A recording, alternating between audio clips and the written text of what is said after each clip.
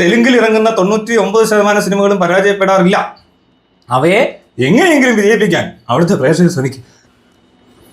എങ്ങനെയെങ്കിലും അവിടുത്തെ പ്രേക്ഷകർ വിജയിപ്പിക്കും. സബ്സിഡി ഒക്കെ കാണും ചിലപ്പോൾ. ആരുണ്ട്? ആക്ടേഴ്സിന് സബ്സിഡി ഒക്കെ കൊടുക്കുമായിരിക്കും. മോഹൻലാൽ പറഞ്ഞോ അത്? Okay okay. പുള്ളി തെലുങ്കിലെങ്ങാണ്ട് പോയി അഭിനയിച്ചില്ലേ ഇപ്പൊ കഴിഞ്ഞ ദിവസം? അന്ന് ഇടയ്ക്കെല്ലാം പറയുന്നുണ്ട് ഇത് ഓടി നടന്നു അവിടെ ഇവിടെയൊക്കെ ഇരുന്ന്. പുള്ളി പറയുന്നത് അവിടുത്തെ പ്രേക്ഷകരാ എന്തിറങ്ങിയാലും കാണുന്നു. പ്രേക്ഷകർ എന്തിറങ്ങിയാലും കാണും. എന്താ അവിടെ അങ്ങനെ അത് പുള്ളി പോയി പണ്ട് നമ്മൾ എഡിറ്റിംഗ് പഠിച്ചിട്ട് ചെയ്യാവെന്ന് പറഞ്ഞാന്ന്. പിന്നെ ഇതൊക്കെ നമ്മള് ഈ ഹേമ കമ്മിറ്റി റിപ്പോർട്ട് എന്നൊക്കെ പറഞ്ഞാൽ അറിയാമല്ലോ, പുറത്തറിയാതെ നോക്കണം എന്ന് പറഞ്ഞ പോലെ അവിടെ പോയി കണ്ടുപിടിച്ചതാ. ഇയാള് കംപ്ലീറ്റ് അല്ലേടോ, എല്ലാം അറിയാലോ. Complete actor. എന്താ മോനെ അത് ഈ മോനയുടെ കാര്യം പറഞ്ഞപ്പോൾ ഇയാൾ മറ്റേ ഈ എന്തോ എമ്പുരാനല്ലേ, അതിനകത്ത് റഷ്യയിലൊക്കെ ഇങ്ങനെ ഇറങ്ങി നടക്കുന്നുണ്ടല്ലോ ഇയാള്. ഇങ്ങനെ കൂളിംഗ് ഗ്ലാസ് വെച്ച് മഞ്ഞത്തോട് നടക്കാൻ പറഞ്ഞ് നടന്നു. അപ്പൊ ഇതിങ്ങനെ ഈ റഷ്യൻ ഗവൺമെന്റിന്റെ സീക്രട്ട് മറ്റേ രഹസ്യാന്വേഷണ ഏജൻസിക്കിന്റെ എന്തോ ഒരു റേഡിയോ വേവ്സിന്റെ ഇത് പിടിക്കുന്ന ഒരു റഡാർ പോലത്തെ എന്തോ സംവിധാനമുണ്ട്. അതിനകത്ത് ഇത് കിട്ടിയെന്ന് പറഞ്ഞു. സിഗ്നൽ കിട്ടി. എന്തോ ഒരു സാധനം ഈ റഷ്യൻ ഉൾക്കാടുകളുടെ പ്രദേശത്ത് ഈ ഔട്ട്സ്കേർട്സിലാണ് പ്രധാനമായിട്ടും. ഔട്ട്സ്കേർട്സിലൊക്കെയാണ് പരിപാടി നടക്കുന്നത്. അപ്പൊ ഇങ്ങനെ ഈ ഇതിങ്ങനെ കേൾക്കുന്നതെന്നാ പറയുന്നത്. അപ്പൊ ഇതെന്താന്നുള്ള ടെൻഷൻ വന്നു. മുന്നേ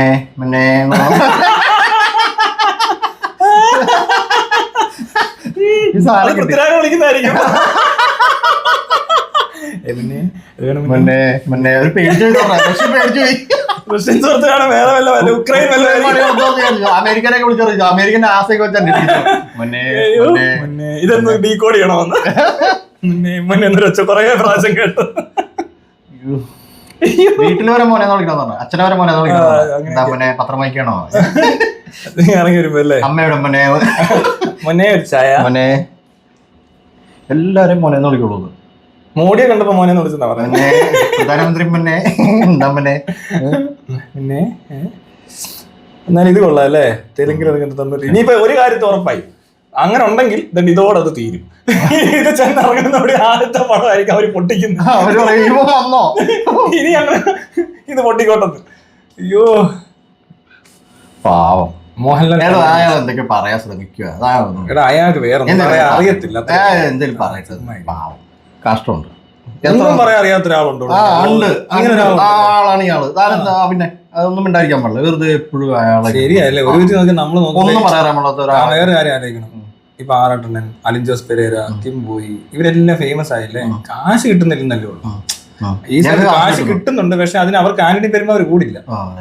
ആദ്യം പുള്ളി ഇങ്ങനെയാണ്, കാശൊന്നും ഇട്ടാതെ ഇങ്ങനെ ഇറങ്ങി നടക്കുക, തോന്നിയിടത്തൊക്കെ പോയി അഭിനയിക്കുക, കാണിക്കുക,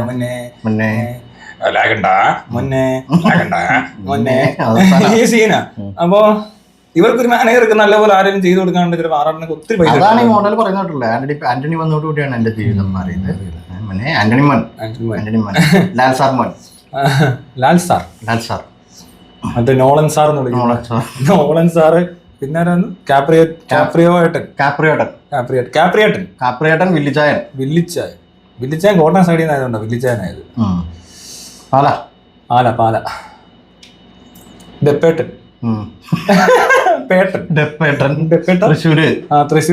തൃശ്ശൂർ ഗഡി ഏട്ടാ നമ്മുടെ ഡെപ്പേട്ടനാണ്. കൊച്ചിക്കാരനാണ്. അതെ അതെ, അതും ഇവിടുത്തെ ഇടക്കൊച്ചി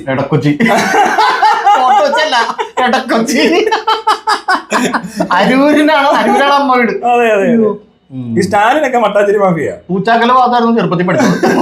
പിന്നെ സ്റ്റാലിൻ ഭായി മട്ടാഞ്ചേരി മാഫിയ.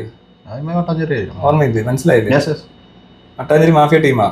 ഈ അർണോൾഡ് സ്റ്റാലിൻ ഒക്കെ പറഞ്ഞ ഒരു മട്ടാഞ്ചേരി മാഫിയക്കാരാ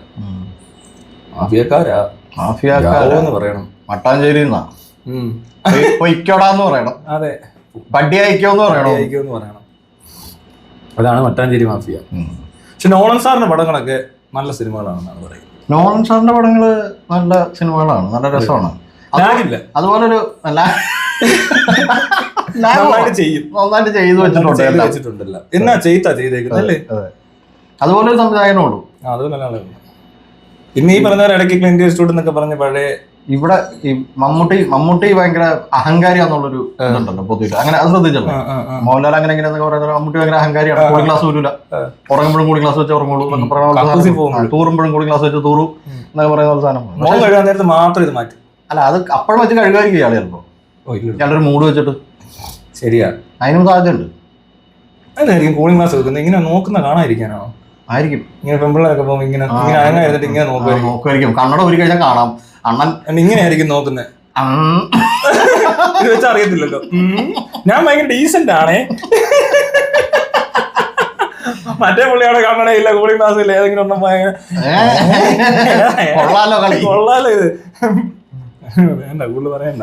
അങ്ങനെയൊക്കെ പറയുന്നത് ശരിയാണ്. അതെ അതെ. ആരെ പറ്റി അങ്ങനെ നമ്മൾ അനാവശ്യം പറയും. പ്രത്യേകിച്ച് സിനിമാ മേഖലയിൽ പ്രവർത്തിക്കുന്ന വളരെ മാന്യന്മാരായ ലിക്കയും മക്കളുടെ മറ്റേ ബാത്റൂമും കഥയെക്കൊട്ടും ഒക്കെ ഉള്ളിടത്ത് ആൾക്കാരെ പറ്റി മോശം പറയാൻ പാടില്ല. ശരിയല്ല. അവരുടെ ഭാഗത്ത് എന്തെല്ലാം ശരികൾ ഉണ്ടാകുമെന്നാണോ? പാവങ്ങളോ? അതെ, അവരുടെ ശരികൾ നമ്മൾ തപ്പണം. ശരികൾ നമ്മൾ നോക്കണം. അതെ അതെ അതെ, അങ്ങനെ വേണം. അല്ലാതെ അത് നോക്കണം. കുറ്റം പറയരുത്. മോശം. സ്നേഹിക്കൂ. സ്നേഹം മൊഴി മൊഴി മൊഴി മൊഴി മുഴ. ഇന്ന് ഞങ്ങള് ജോൺ വിക്ക് കണ്ടു. ജോൺ വിക്ക് അല്ല, ബെല്ലറീന. ഓ, സംഭവമൊക്കെ കൊള്ളാം. അടിപൊളിയായിട്ടൊക്കെ ചെയ്തിട്ടുണ്ട്. ഒട്ടും ലാഗില്ല. നല്ല ഫൈറ്റ് ആണ്. ജോൺ വിക്കിന് വലിയ റോളൊന്നും കിട്ടില്ല. ഫൈറ്റ് ആണല്ലോ. ജോൺ വിക്ക് പൊളിയാണ്. ഇത് ജോൺ വിക്കിനെക്കാളും പൊളിയാണ്. ആ പെണ്ണിന്റെ ഇടി നല്ല ഇടിയാണ്. പെണ്ണ് സുന്ദരിയാണ്. വെളുത്ത പെണ്ണിനെ ഇഷ്ടമാണ്. ഇവരോട് ഈ സാധനത്തിന്റെ റിവ്യൂ ഒന്നും അവർ കാണാൻ പോകത്തില്ലല്ലേ? ആരോടെല്ലാം കാണണ്ടാണല്ലോ. മറ്റേ പോലെ പോകും. ഒരുത്തൻ മറ്റേ ഗ്രാവിറ്റി സിനിമ കണ്ടിട്ട് പറഞ്ഞില്ലായിരുന്നു? ഗ്രാവിറ്റി കണ്ടിട്ട് ഇവര് മറ്റേ സ്പേസിൽ നിന്ന് രക്ഷപ്പെട്ട് ഭൂമിയിലോട്ട് വരുവാണല്ലോ. അപ്പൊ ഇതിന്റെ ഇടയിൽ ഇവൻ ഗ്രാവിറ്റി കണ്ടോണ്ടിരിക്കുക. അപ്പൊ പറയണ ഒന്നും നടക്കുന്നില്ലോളിയാ, ഇവര് തമ്മിൽ ഒന്നും സംഭവിക്കുന്നില്ലല്ലോ എന്ന് പറയാണ്. ഇവര് തമ്മില് ഫ്രണ്ടിലിരിക്കുന്ന രണ്ട് ടീമാ. കേക്കാം നമുക്ക്. അപ്പൊ ഇവൻ അവസാനം ഇവിടെ ഭൂമിയിൽ മറ്റേ കടലിൽ വന്ന് മറ്റേ ഇത് വന്ന് വീണ് ഇവിടെ അതിന് ഇറങ്ങി പുറത്തിറങ്ങി ഇങ്ങനെ ഇറങ്ങി വരുവാണ്. വെള്ളത്തിലൂടെ ഇങ്ങനെ നടന്നു വരിക. പടം തീരും. അപ്പൊ ഈ ഫ്രണ്ടിലേക്ക് ഇനി എന്തെങ്കിലുമൊക്കെ നടക്കും അവിടെ ഭൂമിയിൽ എത്തിയത്. ഒരു സീനാ പ്രതീക്ഷിച്ചത്. അതെ, കടലിൽ നിന്ന് കയറി വരുമ്പോഴേക്കും സീൻ കൊടുത്താൽ മതിയാണ്. ആ ടീമാണ് ഇവിടെ സിനിമ കാണുന്നത്. അപ്പൊ കണ്ടിട്ട് പ്രത്യേകിച്ച് കാര്യമൊന്നുമില്ല. പറഞ്ഞിട്ട് കാര്യം ഇവർക്ക് ഇതൊക്കെയാ നല്ലത്. പക്ഷെ ഇതിനകത്ത് സീൻ ഭയങ്കരമായി. പണ്ട് ശക്തിമാൻ, മറ്റേ ജയ്ഹനുമാൻ, മഹാഭാരത് എന്നൊക്കെ പറഞ്ഞ ക്രൂസിംഗ് ഒക്കെ ഇല്ല നമ്മുടെ ആ പറഞ്ഞ സാധനമൊക്കെ പോലെ ഉള്ള പരിപാടികൾ. തീയും വെള്ളവും തമ്മിൽ ഫൈറ്റ്. ഇവിടെ 80s കിഡ്സിന് മാത്രമേ മനസ്സിലാകൂ. അത് ശരിയാ, വെറുതെ സമയം കളയുന്നു. ഓക്കെ ഗായ്സ്, അപ്പൊ മറ്റേത് ഏത് ഈ തീയും വെള്ളമായിട്ടുള്ള കളി എങ്ങനെയുണ്ട്? അത് ഭയങ്കര നന്നായിട്ടുണ്ട്. കുറെ ഉണ്ട് പരിപാടി. ഇവരെന്തിനാ അടി ഉണ്ടാക്കുന്നതെന്ന് മനസ്സിലാകുന്നില്ലെന്ന് പലയിടത്തും ഈ പ്രാവശ്യം. ഇതിനകത്ത് നേരത്തെ ഇത് കൃത്യമായിട്ട് അവർ ചെയ്തുകൊണ്ടിരുന്ന പരിപാടിയാണ്. ഇത് തോക്കും കൊണ്ട് വരുന്നവരെല്ലാം ദൂരെ നിന്ന് തോക്കും പിടിച്ചോണ്ട് വരുന്നതാണ്. പിന്നെ ആളെടുത്തവനൊക്കെ വെളിച്ചപ്പാടെന്ന് പറഞ്ഞ പോലെ ഫുള്ള് മറ്റേ ടീമാണ്, പണിക്കാരുടെ ബഹളം. ഒത്തിരി കോമഡി ഉണ്ട് ഇതിനകത്ത് പറയുകയാണ്. ഒരു വില്ലേജ് മുഴുവൻ ഗാങ്സ്റ്റേഴ്സ്, മറ്റേ ടൈപ്പ് പണിക്കാര്. എന്നിട്ട് അവിടെ എല്ലാം അടിച്ചു തരത്തി ഒരു പെണ്ണ് പോട്ടെ. ഇതിനകത്ത് ഈ തോക്കും കൊണ്ട് വരുന്നവർ വെടിവെക്കുന്നില്ലെന്ന് വന്നങ്ങ് അടി ഉണ്ടാക്കുക. അവർ തോക്ക് മാറ്റി വെച്ചിട്ട് ഇടിക്കുന്നു. എനിക്ക് തോന്നുന്നത് ഇന്ത്യക്കാർക്ക് വേണ്ടി ഇറക്കുന്നതാണോ? ഇവിടെ 150 ഓഡിയൻസിനെ പറ്റിക്കാൻ ഇത് മതി. ഇവിടെ നിന്നാ കാശ് ഉണ്ടാക്കുന്നത്. ഇന്ത്യ കൊണ്ടുവന്നിട്ട് കഴിഞ്ഞാൽ ഓടും. ഇന്ത്യയിൽ ഈ പൊട്ടന്മാരുള്ളതുകൊണ്ട് ഒരു കുഴപ്പമില്ല. അവർക്ക് കാര്യം മനസ്സിലായെന്ന് തോന്നുന്നു. സിനിമ എന്ന് പറഞ്ഞാൽ അത്ര കാര്യമൊക്കെ നേരത്തെ അറിയായിരുന്നു. അവർക്ക് നേരത്തെ അറിയാവുന്നതുകൊണ്ട് പരമാവധി നിങ്ങളൊക്കെ ഓമ്പിച്ച് തന്നെ നിർത്തിയേക്കണത്. പറ്റിച്ച് ഓമ്പിച്ചൊക്കെ തന്നെ നിൽക്കണം. എല്ലാം പറ്റിക്കപ്പെട്ടാ നിൽക്കുന്നു. അങ്ങനെയല്ലോ. ഇവിടെ എന്താണ് ബി ഗ്രേഡ് സിനിമയുടെ അവിടെ ഇറങ്ങുന്ന ഒരു ബി ഗ്രേഡ് സിനിമയുടെ ക്വാളിറ്റി പോലും ഇല്ല ഈ പറയുന്ന ഇപ്പൊ കണ്ട സിനിമയ്ക്ക്. ഇതിലും നല്ലതായിരുന്നു മറ്റേത്. മറ്റേ ക്രിസ്റ്റഫർ നോളന്റെ ബി ഗ്രേഡ് സിനിമ, മറ്റേത് പ്രെഡേറ്റേഴ്സ് ആയി മാറുന്നത്, സോംബീസ് ആവുന്നത്. അത് ഇതിലും ഭേദമായിരുന്നു. ഇതിനകത്ത് സംഭവം കൊള്ളാം. എനിക്ക് ഫൈറ്റ് സീൻസും അവരുടെ എനിക്ക് ഈ പെണ്ണിന്റെ മൊത്തം പരിപാടിയൊന്നും എനിക്ക് ശരിയായൊന്നുമില്ല. അവളെ കൊണ്ട് കൂട്ടിയെ കൂടുന്ന പരിപാടിയൊന്നും അല്ല അവളെ എടുത്തത്. അത് കണ്ട സാധാരണ കോമൺ സെൻസ് വെച്ച് മനസ്സിലാക്കാവുന്ന സാധനമൊക്കെ. ഓടുന്നൊക്കെ കാണണം, ഭയങ്കര ഓട്ടം. പിന്നെ അതുപോലെ ആക്ഷൻ ഒന്നും നോക്കുന്നില്ല. ഭയങ്കര ഓട്ടം ഓടുന്ന പോലെ ഓടിക്കോന്ന് പറഞ്ഞ പോലെ ഓടുന്ന പോലെ നല്ല പോലെ. ലാലേട്ടൻ അഭിനയിക്കുന്ന പോലെ അഭിനയിക്കുന്നതിന്റെ പോലത്തെ ഒരു പ്രശ്നം. ലാലേട്ടൻ മോൺ ആക്ടർ ആണല്ലോ. അതല്ലോ പുള്ളി അഭിനയിക്കാന്ന് മനസ്സിലാകത്തില്ലെന്ന് പറഞ്ഞില്ല. അഭിനയിക്കാന്ന് മനസ്സിലാവില്ല. കാരണം എന്താണ് പുള്ളി അഭിനയിക്കുന്ന പോലെ അഭിനയിക്കും അന്ന് പറഞ്ഞ ഈ പെണ്ണ് അഭിനയിക്കുന്ന പോലെ പുള്ളി അഭിനയിക്കും. അതുകൊണ്ട് ഈ കാണുന്നവർക്ക് മനസ്സിലാവില്ല ഇത് അഭിനയിക്കുന്ന. ശരിയാ, അതുകൊണ്ട് എല്ലാരും പറയുന്നത് അല്ലാണ്ട് അഭിനയിക്കാന്ന് തോന്നുകയില്ല. കാരണം വെച്ചിട്ടുണ്ടെങ്കിൽ അഭിനയിക്കുന്ന പോലെ പുള്ളി അഭിനയിക്കാം. അതെ, അപ്പൊ ഈ അഭിനയം മനസ്സിലാവില്ല, മറ്റേ അഭിനയം നോക്കിയാലേ മനസ്സിലാവുള്ളൂ. മനസ്സിലായില്ലേ? അതായത് ഒരു പ്രത്യേകത. ലാലേട്ടന്റെ അഭിനയം മനസ്സിലാവും. Complete actor, complete. പുള്ളി മാത്രമേ സത്യസന്ധമായിട്ട് പറഞ്ഞിട്ടുള്ളൂ പുള്ളി ആക്ടറാന്നുള്ളത്. പുള്ളി മൊത്തം കംപ്ലീറ്റ് ആക്ടറാ. പുള്ളിക്ക് അങ്ങനെ റിയൽ ആയിട്ട് പുള്ളിക്കൊന്നും ഇല്ല, മൊത്തം ആക്ടിങ് ആണല്ലോ. പിന്നെ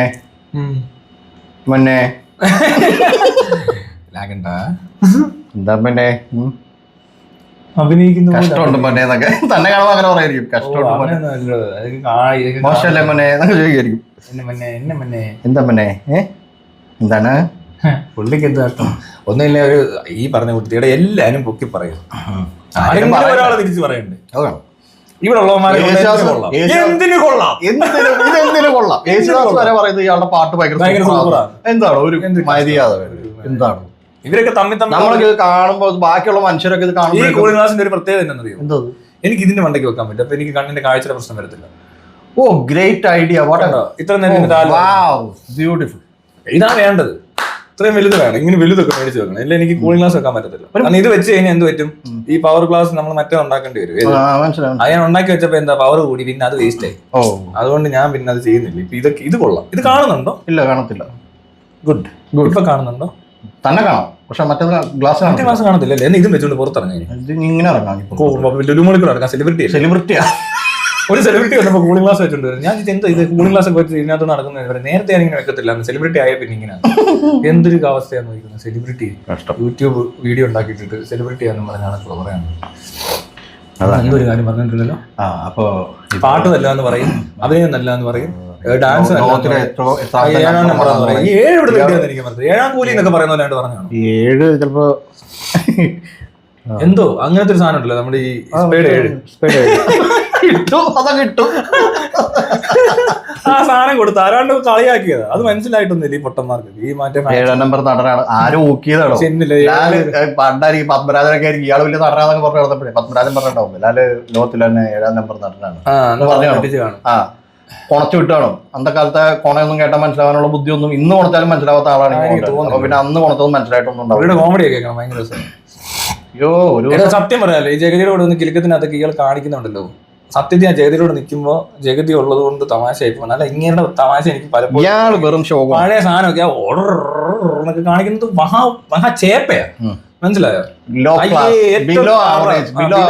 സാധനങ്ങളായിരിക്കുന്ന കോമഡികള് ചിലർ കാണിക്കുന്നതാണ് കിടന്ന് ഇങ്ങനെയൊക്കെ ഒരു കളി കണ്ടു പുള്ളിയുടെ. എന്തൊരു വൃത്തിയാടാ. അത് പോട്ടെ, അതിന് സ്ഥിരമാണ്. അത് അടിക്കാൻ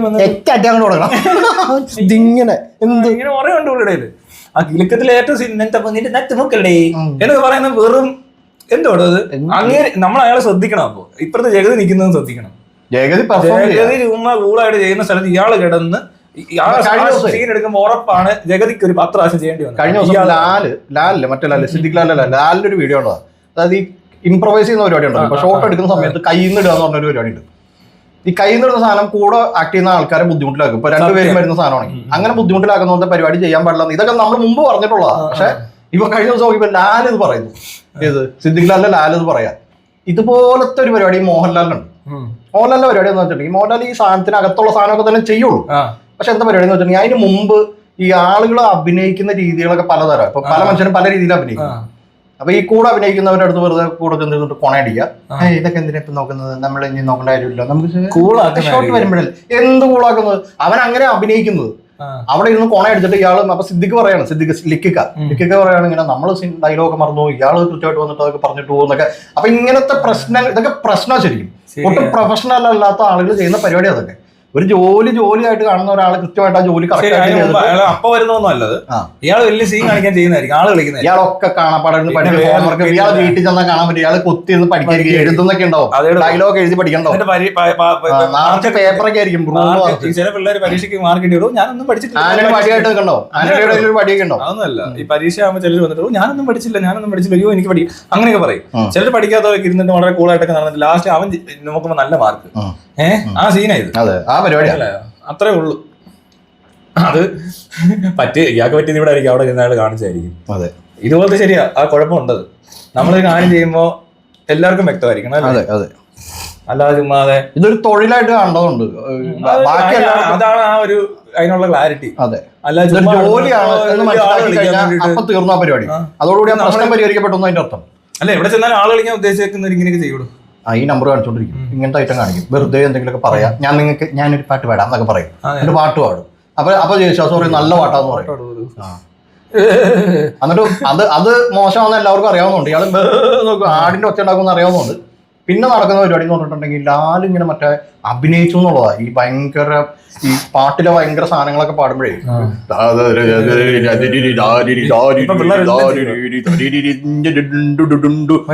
അത് ഓർക്കുന്നുണ്ടോ ഹാർമോണിയൊക്കെ പിടിച്ചിട്ട്? പക്ഷെ ഒരു കാര്യം ഞാൻ പറയാം, അല്ല വേറെ കാര്യമുണ്ട് കേട്ടോ. ഈ കൂട്ടത്തിൽ ഏറ്റവും എനിക്കിഷ്ടപ്പെട്ടത് ആ കാര്യത്തിൽ ചെറിയൊരു സാധനമുണ്ട്. ഏതാണെന്നറിയോ? ഹരിമുരളിലോ ഒക്കെ ഇത് ഇത്രയും ഇങ്ങനെയൊക്കെ കാണിച്ചു പുള്ളിക്ക് ഗിറ്റാർ വയലിൻ അങ്ങനെ സാധനം ഒന്നും പിടിക്കാൻ പറ്റത്തില്ല. ഓർഗനൊക്കെ കളിച്ചു കഴിഞ്ഞാൽ ഇത് കാണിക്കും, മനസ്സിലായി? ഇങ്ങനെയൊക്കെ വരും. എവിടെയോ കണ്ടിട്ടുണ്ട്. പക്ഷെ ഒരു കാര്യമുണ്ട്, താൻ ഈ പാദമുദ്രയിലെ ഈ സാധനം അമ്പലമില്ലാതെ ഓങ്കാരം അല്ല ആൽത്തറയിൽ ഓങ്കാരമൂർത്തി പരബ്രഹ്മമൂർത്തി ഒരു സാധനം കൊട്ടിക്കൊണ്ട് വളരെ സൂപ്പറായിട്ട്, അത് കഞ്ചാവ് വലിച്ചേക്കുന്നതെന്നാ പറയുന്നത്. ഇയാളുടെ കഞ്ചാവ് അടിച്ചിട്ടിരുന്ന് പാടുന്ന അയാൾ ശരിക്കും അടിപൊളിയാണ്. അങ്ങനൊന്നും ആയിരിക്കത്തില്ല. പഴയ സിനിമയിലേക്ക് ഇവർ അടിക്കുന്നത് കാണിക്കുന്നുണ്ട്. ഇപ്പൊ ഉള്ള ഇവിടെ ആരാണ്ടെന്ന് അടിച്ചെന്ന് പറഞ്ഞപ്പോ എന്തുവാണ് മമ്മൂട്ടി മോഹൻലാൽ ഇരുന്ന് തുറത്തടിക്കുന്നത്, വേടിയും കൊണ്ട് വരട്ടെ എന്ന് ജഗതി ഉപയോഗിക്കുന്നു. ഒരു കുഴപ്പമില്ല. ഇവര് തന്നെ തിരിഞ്ഞ് അവന്മാർ ഭയങ്കര കഞ്ചാവാ കേട്ടോ. എന്തുവാണ് ഇതൊക്കെ? അയ്യോ, പിള്ളേർ വഴി തെറ്റുവാന്നൊക്കെ ഇങ്ങനെയൊക്കെ വഴി തെറ്റുന്നു ഇങ്ങനെയല്ലേ? ആ സീൻ താൻ കണ്ടിട്ടില്ലേ? ആ പാട്ട് അതല്ല, ആ പടത്തിനകത്ത് അടിപൊളിയാവുള്ളൂ. ഇയാളങ്ങനെ ഭയങ്കര ഞാൻ പറയാം, മോശമാവുന്ന എവിടെയാണെന്ന് ഇയാൾക്കായിട്ടൊന്നും ഇല്ല. ആ ഡയറക്ടറുടെ കയ്യിലിരിക്കും ഇത്, മനസ്സിലായോ? ഡയറക്ടർ അങ്ങ് പറയുന്ന പോലെ അങ്ങ് ചെയ്ത് കാണിക്കണം. എന്ത് പറഞ്ഞാലും ചെയ്യാൻ റെഡിയാ. അത് പണ്ട് മറ്റേ ആള് പറഞ്ഞിട്ടുള്ളതാ, മറ്റേ ആക്ടേഴ്സ് ആർ കാറ്റലിസ്റ്റ് എന്നാ പറഞ്ഞത്, മനസ്സിലല്ലേ? അതിനെങ്ങനെ ശരിയാ കൊണ്ടുപോകുന്ന വഴിക്ക് പോകുന്നവരാ. അവർക്ക് അറിയാനും പറ്റത്തില്ല, ഇതിന്റെ ടോട്ടൽ പിക്ചർ ഒന്നും കിട്ടത്തില്ലായിരിക്കും അവർക്ക്. അത്രേ ഉള്ളൂ. നടന്മാര് വരുന്നു, ഈ ക്യാരവനെ തിരുത്തിയേക്കുന്നു, ഷോട്ട് പറയുന്നു, ഇങ്ങനെ അഭിനയിക്കാൻ പറയുന്നു. അതാണ് ചെയ്യുന്നത്. അത് ട്രെയിൻ ചെയ്യുന്നു, അത് സമയം എടുത്ത് അത് പ്രാക്ടീസ് ചെയ്ത് എന്താ അഭിനയിക്കേണ്ടത് കൃത്യമായിട്ട് പറഞ്ഞു. എനിക്ക് ഒരു പരിധിവരെയൊക്കെ പറ്റുവാന്ന്. ഞാൻ പിന്നെ പണ്ടെങ്ങാണ്ടൊക്കെ ചുമ്മാ ഈ കോമാളിത്തരൊക്കെ കാണിച്ചു നടന്നിട്ട് കുറെ നമ്മളെല്ലാം തന്നെ ഇവിടെ ചെയ്യുന്നുണ്ട്. നമുക്ക് പിന്നെ സിംഗിൾ ടേക്ക് ഷോട്ട്, ഒറ്റ ടേക്ക് അല്ല എന്ത് പഴമാണ് സൗകര്യമുള്ളത്. ഞങ്ങൾക്ക് അത്രയൊക്കെ പറ്റത്തുള്ളൂ. അല്ല ഇതിനകത്ത് വേറെ ഒന്നും ചെയ്യാൻ കൊറേ ഉണ്ട് അങ്ങനത്തെ ക്ലിപ്പ്. അങ്ങനെ എന്നിട്ട് അതിനൊക്കെ ജഡ്ജ് ചെയ്ത് അവനെ കണ്ടോ ഇത്രേ ആകെ പറ്റത്തുള്ളൂ. നീയാണോ സിനിമയെ കുറ്റം പറഞ്ഞതെന്നൊക്കെ ചോദിക്കും. പിന്നെ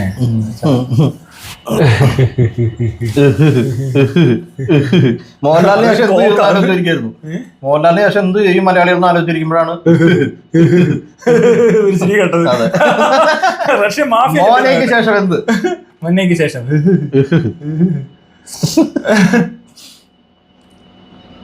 അയ്യോ മുന്നേ അണ്ണൻ എന്ത് അണ്ണനെ വിളിച്ചിട്ട് വിളിക്കുന്നുണ്ടാവും. പാവം കിടന്ന് നോക്കട്ടെ. താൻ വിളിച്ചാന്നോ? ഞാൻ വിളിച്ചിട്ടുണ്ടായിരുന്നു. ഇനി അണ്ണൻ വരുമ്പോ ഇതേ സാധനം നമുക്ക് പറയാവേ. അതെ വിളിച്ചിട്ടുണ്ടല്ലോ. അയ്യോ അയാളൊന്ന് വിളിച്ചിട്ട് വരാൻ പറ. അയ്യോ 5 മിസ് കോളൊക്കെ. എടാ അതിപ്പോ കുറഞ്ഞിട്ടുണ്ടോ നല്ലപോലെ? ആ സാധനം എനിക്ക് ഇഷ്ടപ്പെട്ടു കേട്ടോ. ഈ പ്രാവശ്യം പോലീസുകാർ പിടിച്ചുകൊണ്ട് ഇതിപ്പോ അങ്ങോട്ട് വിളിച്ചോണ്ടോ ഇയാൾ ഇങ്ങോട്ടേക്ക് വിളിക്കുന്നത്? അങ്ങനെയല്ല, വിളിച്ചോണ്ടിരിക്കും. ഒത്തിരി മാറ്റമുണ്ട്. 6 മണിക്ക് കോള് വരുമായിരുന്നു രാവിലെ 6 മണി. ആണെന്നേ, അതെല്ലാം നിർത്തി. അത് അവരുടെ എന്ത് സംഭവിച്ചത് ഇത് കഴിഞ്ഞപ്പോ തന്നെ പുള്ളി വേറെ കുറെ തീരുമാനങ്ങളെടുത്ത് അത് കറക്റ്റായിട്ട് ഫലിച്ചിട്ടുണ്ട്. അത് ഏറ്റിട്ടുണ്ട്. അതെ അതെ ശരിയാ, നല്ലൊരു കാര്യമായി കേട്ടോ. കേരള പോലീസ് നമ്മൾ ആദ്യം വിചാരിച്ചു അവരെ കൊണ്ടോ പറ്റിയില്ല, പക്ഷേ ഒരു പേടിയുണ്ടായി പുള്ളിക്ക്. അതുകൊണ്ട് പുള്ളി എന്ത് ചെയ്തു? പുള്ളി റൈറ്റ് ട്രാക്കിൽ നീങ്ങി. കറക്റ്റ് കാര്യം അറട്ടണം ചെയ്തു. എന്താണോ ചെയ്യേണ്ടത് അത് അറട്ടണം ചെയ്തിട്ടുണ്ട്. ആനന്ദം അനന്താനന്ദം ജഗദാനന്ദം സംഗീതം ആനന്ദം അനന്താനന്ദം. ഇന്നലെ ഞാനൊരു ഫ്രണ്ടിനോട് സംസാരിച്ചോണ്ടിരുന്നപ്പോഴേ ഈ മ്യൂസിക് ഒരു സംസാര വിഷയമായി. ജൂൺ 15 സ്കോർ അടിച്ചവരെ തിരിച്ചു വിളിച്ചില്ലല്ലോ. ഓ അത് ഇപ്പൊ ഇതിന്റെ ഇടയിലാണോ? ജൂൺ 15 വിളിച്ചാളോ? ഇപ്പൊ എത്ര ഡേറ്റ്? ഇന്നിപ്പോ ഡേറ്റ് 17 ആ കുഴപ്പമില്ല, 2 ദിവസമേ ഉള്ളൂ, ഒരു പ്രശ്നമില്ല. ജസ്റ്റ് 14 വിളിച്ചാനെ തിരിച്ചു വിളിച്ചിട്ടില്ല. തോന്നുന്നു. അണ്ണൻ വന്നേറയ്യ എന്ന് ഇത് കട്ടിക്കാതെ നമ്മളൊന്നും അറിയാത്തോണ്ടിരിക്കണേ.